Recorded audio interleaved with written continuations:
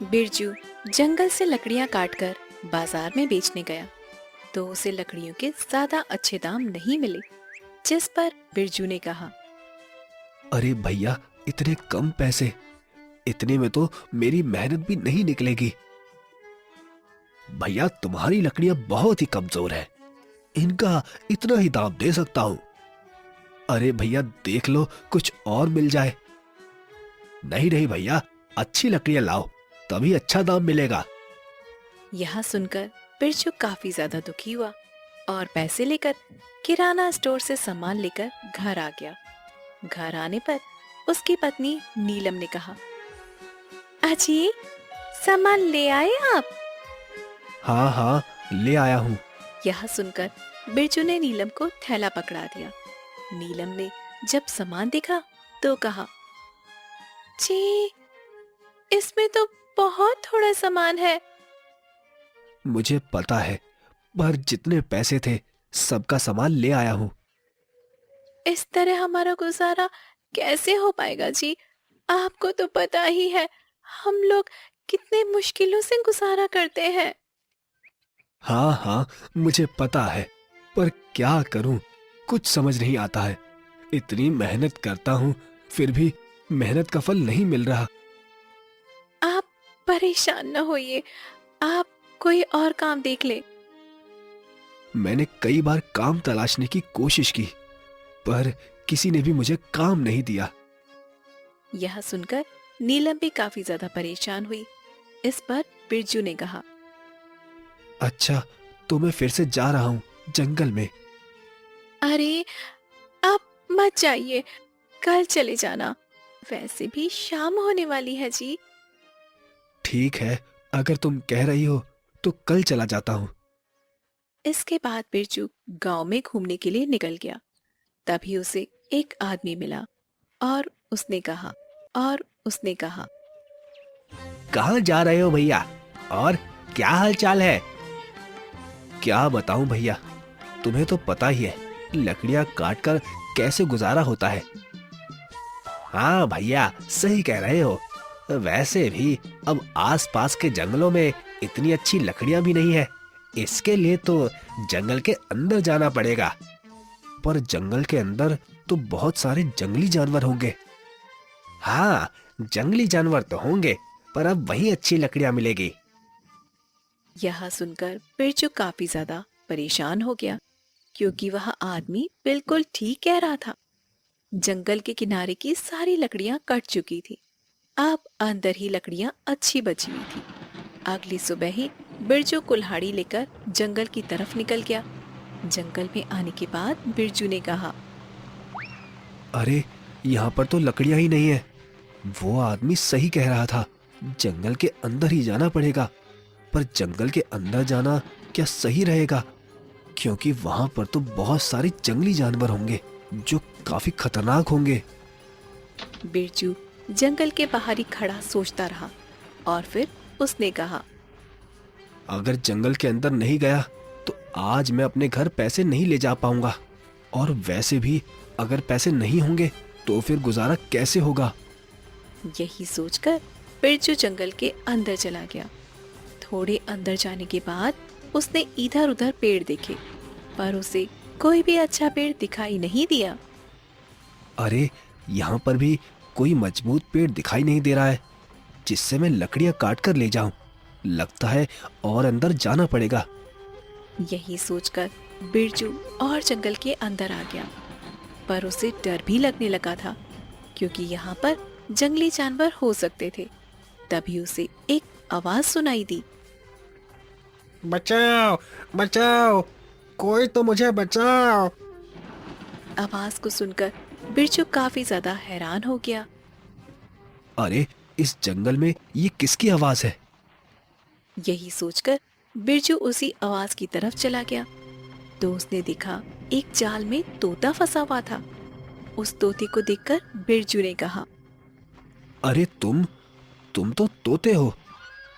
हाँ हाँ, मुझे बचाओ, आजाद करो मुझे। पर तुम्हें यहाँ कैद किसने किया है? वो सब मैं बाद में बताऊंगा, पहले मेरे प्राणों की रक्षा करो, वरना मैं मर जाऊंगा। तोते को इस तरह जाल में बंद देखकर बिरजू ने उसे आजाद कराया।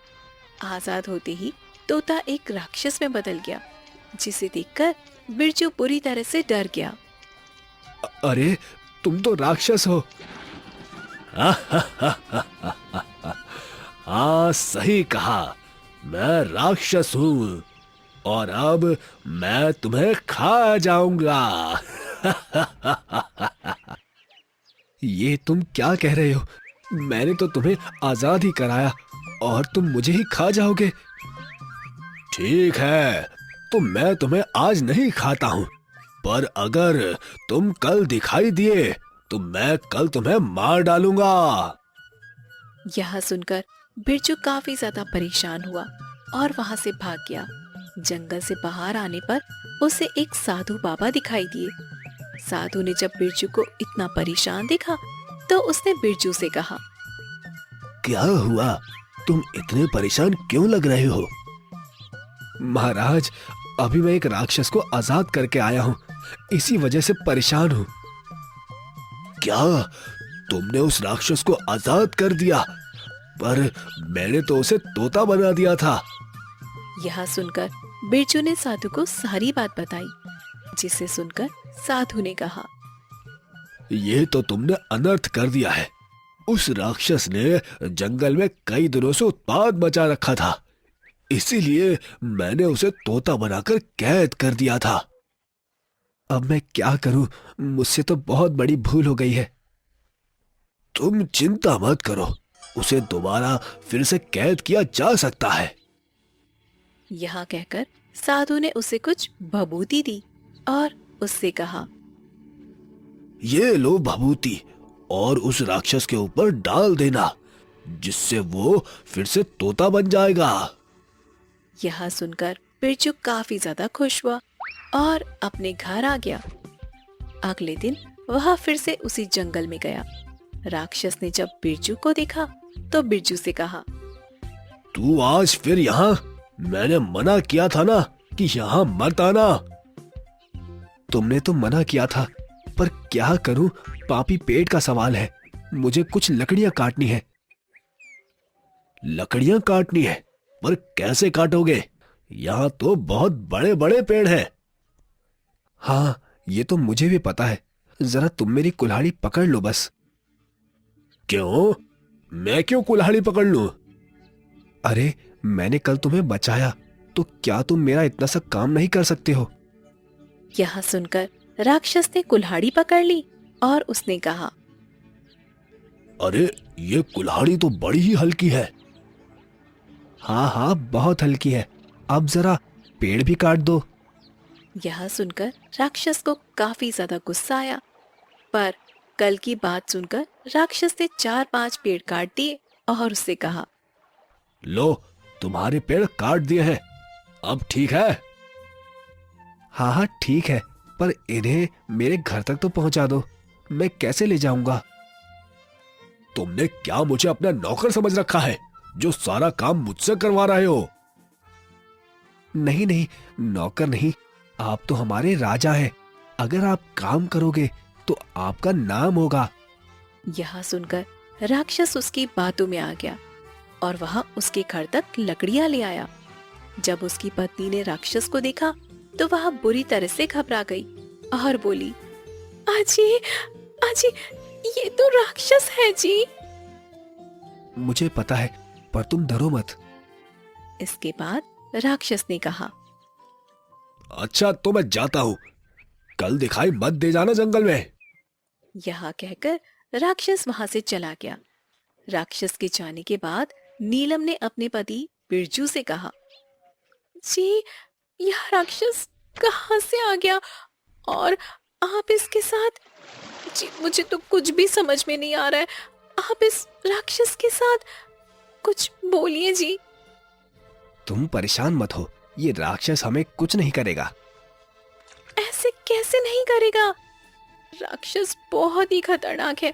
आपने देखा नहीं, वह कितना गुस्से वाला लग रहा था। हाँ हाँ, मुझे पता है, पर तुम परेशान मत हो, कुछ नहीं होगा। चलो, मैं लकड़ियों को काटकर बाजार में बेच देता हूँ।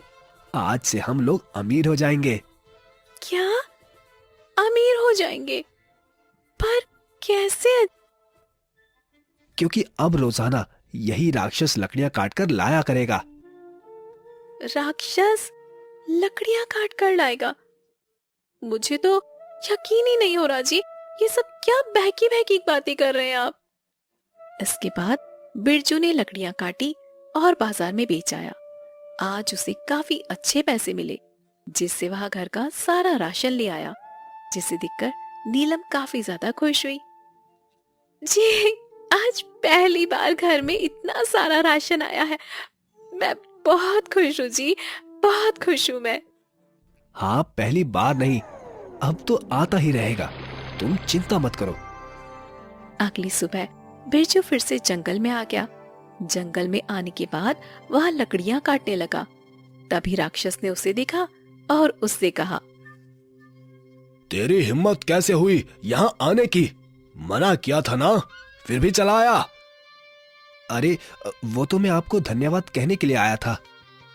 धन्यवाद? पर मैं कुछ समझा नहीं। अरे मेरी पत्नी ने आपके लिए भोजन भेजा है, आप उसे ग्रहण कर लीजिए।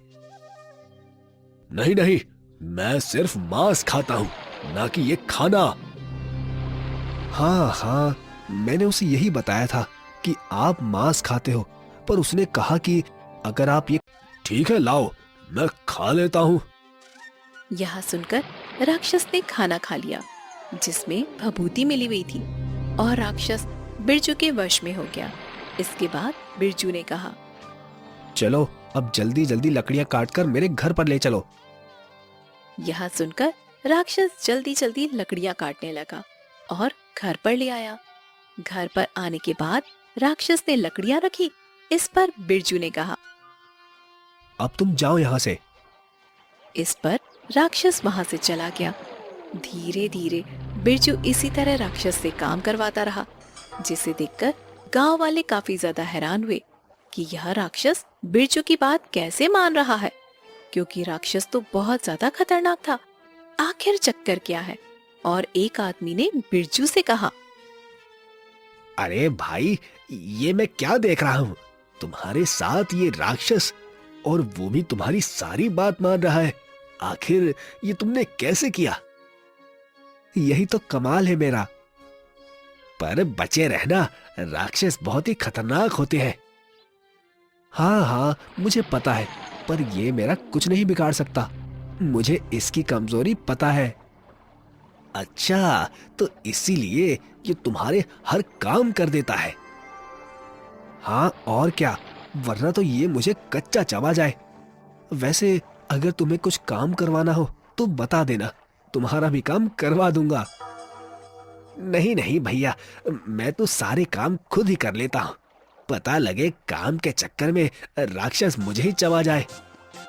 यह कहकर वह आदमी वहां से चला गया।